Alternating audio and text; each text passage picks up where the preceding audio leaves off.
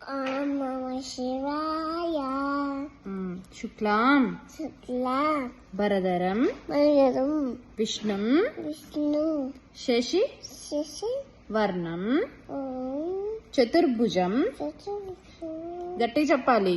చతుర్భుజం ప్రసన్న ప్రసన్న వదనం వదనం ధ్యాయే ధ్యాయే సర్వ సర్వ విఘ్న విఘ్న ప్రశాంతయే. ప్రశాంతయే.